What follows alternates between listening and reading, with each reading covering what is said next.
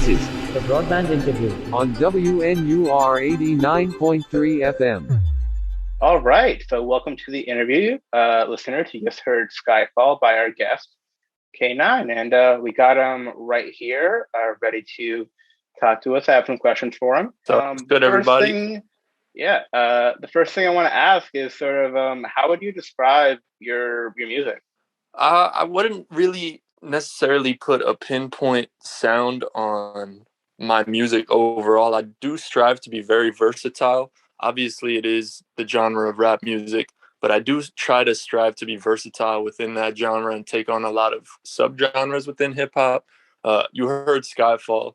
That's more of like a hyper pop sounding rage style track.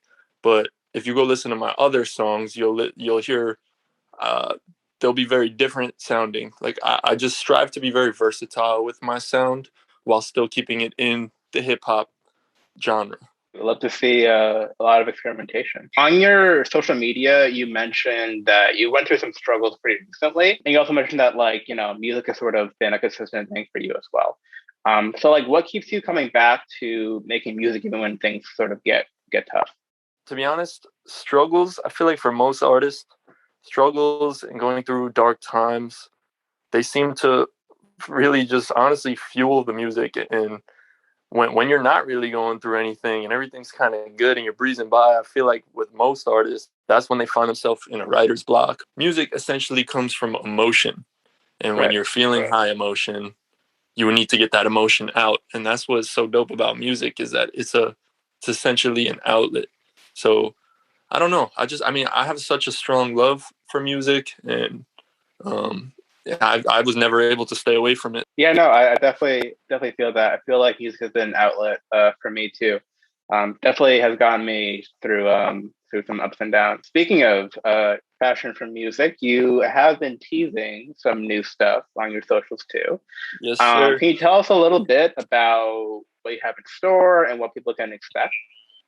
100%. Okay, so back in October of 2020, I released my debut album, my first ever album called Surviving the Ends. That is now available everywhere, all streaming platforms. And what I have coming next is essentially a chapter 2 to that album. It's the successor of it. It's actually the deluxe edition called Surviving the Ends Daybreak Deluxe. So it's going to feature 16 new tracks. It's going to essentially follow right where the last storyline of the previous album left off. And that's what I have coming soon. I don't have an official release date for it, but I have been teasing it on my social medias. And that's the drop that all my goats, I call all my supporters goats. That's the drop that they're all anticipating currently.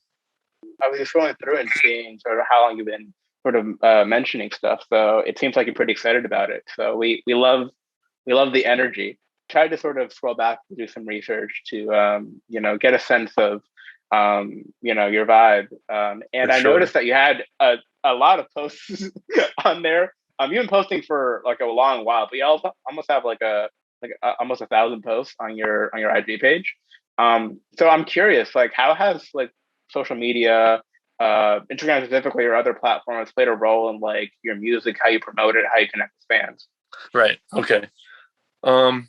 So if you went scrolling on my social media, you might have noticed, I don't know if you have, I haven't been posting too much with him lately, but you might have seen this little homie right here. This is Lil Dog. He's essentially like my mini me, or my son, or whatever you want to call him. I'll always be goofing around with him on social medias. For the listeners that don't see the video right now, he's essentially just a little troll doll, because I got very outlandish hair. People have said I look like a troll doll before. And he looks just like me. I'm always on Instagram with him, goofing around. I love to connect with my fans, and I'm a very goofy personality. So that just engages fans as is, just interacting with my stories, and people are always joking around with me. So I tend to have a very goofy personality on social media, but I also do. I have a Discord. I'm not sure if you're familiar with what Discord is or not, but I have an entire community in there, and we do game nights, movie nights. I do that with all my supporters. Like I said, I call them goats, and we are essentially the GOAT Army. We're all about positive vibes, positive energy. Call that GOAT energy. And yeah, I feel like Instagram is all about just engaging with your people. When they comment, don't ignore those comments. Respond to those comments. Always keep in close reach of your supporters. I love that you have you've made like a whole community, especially with your server on Discord. I've been seeing a lot of creative people sort of start servers on Discord and really to have like a really connection with people in their community. I think it's so great how people can sort of like really get to know the people behind their favorite stuff now. It's amazing, and I'm so glad you're. Yeah, absolutely. Discord, I feel like it's such like ever since the pandemic and everything happened, I feel like it's really started taking off. Discord, connecting through the internet with them, having the movie nights, having the fun events, the community stuff. Like it's such an important thing these days to just connect with your fan base. I feel like talking more about sort of your music and sort of your history with music for a bit.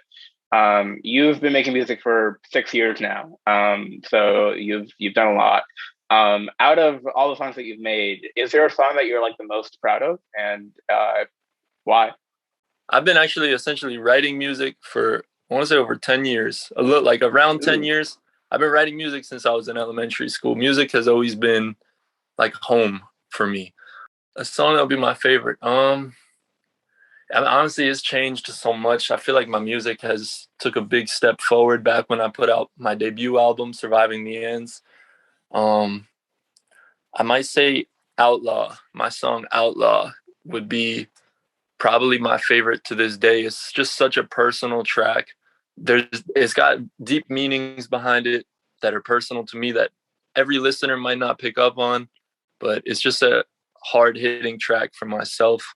And a lot of the supporters, a lot of the GOATs really vibe with that track too. So I would just say Outlaw has really been my favorite. Speaking of personal connections to music, is there an album that you would say has really like changed your life or inspired you like more than any other? Can I say my own album for this? I know that sounds very like, not in the sense where like, oh, I think it's the best album ever. I just feel like a big change in my life happened at the same time I was making that album. So it's not like the music that I made changed me or anything. It's just that album is very raw, very real. And it's just, I was going through such a transitional phase in my life at that time where I completely changed as a person. My outlook on life changed. You can even scroll since back before I released that album. I feel like even you can see the big change on my social media, like before that album came out. It's two completely different people. So I would say my album, but not in the sense where I'm like, oh, it's the music or anything. It's just that time, Surviving the Ends, that whole time period. I almost refer to Surviving the Ends as like a period of my life rather than an album, because that's essentially what it is. It's a point in my life. You know, looking back at your own music, like I feel like anything you release, that's like a time capsule of like where you were when you made that music, what thoughts you were feeling, what you were vibing with, like everything about it, sort of a reflection of what you were. That's amazing. Exactly. Sometimes I'll go back and I'll listen like through the tracks of that album, and just like you said, man, it'll take me back into that period of time. It's like, that's what's so crazy about music, because certain songs, like when you listen to them, you almost feel like, especially if it's a song you haven't listened to in a long time and you come back to it. I'm not even speaking about your like the music that you make as an artist. I'm talking about other people's music, just music in general. It's like a time machine. Sometimes it can take you to different places, and it's just amazing. In a perfect world, what would your dream collab with another artist look like? This is an interesting one. I feel like a lot of people would expect me to say someone like Eminem, and honestly, it might be Eminem. Obviously, that is a dream collab. Surprisingly enough, I might just say a dream collab of mine would be Designer. I'm not sure if y'all remember him.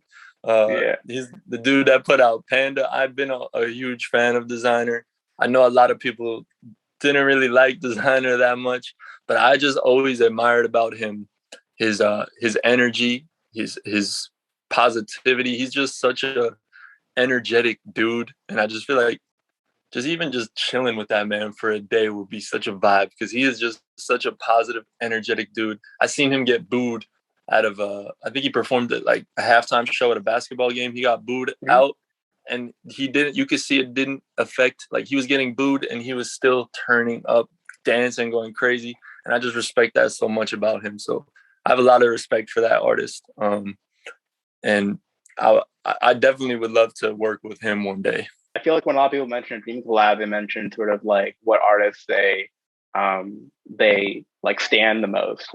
But yeah, you sort of mentioned like, yeah, like, you know, vibes too. Like, would they be cool to hang out with? Because yeah, I feel like some artists that I would want to collab with in like a perfect world, I'm like, would they be mean? Like, but I would love if they could be like, all right. I feel that. Like you mentioned earlier, you've been sort of writing stuff since for like a decade now, releasing stuff for half a decade at least. So what are sort of the biggest lessons you would give to the old you, the old Kay? To not try and fit into a certain lane, and to just make whatever vibe, whatever I feel. Don't try to limit myself in any ways. Just make whatever I want to make, and don't worry about what lane I need to fit into, because back then I feel like I used to be in like that whole Eminem lyrical rapidy rap type lane, right? And I would never venture out of that, and I feel like that held me back so much. So that's probably the advice I'd give, is just to not try and box myself in, and just make whatever I want to make. Follow your heart. People Exactly. be forgetting Exactly. that. For anyone listening or watching, if you want to learn more about Mr. Kay9 here, you can follow him on IG at Kay9 the dog, K9 the dog. Should be dropping some new stuff soon, based on what he said here. And we're gonna close the interview with a song that you picked out, "Misery" by Zeno. So that'll play us out. Yes, sure. Yes, sir. Appreciate y'all. Thank you. This is Broadband on WNUR 89.3 FM.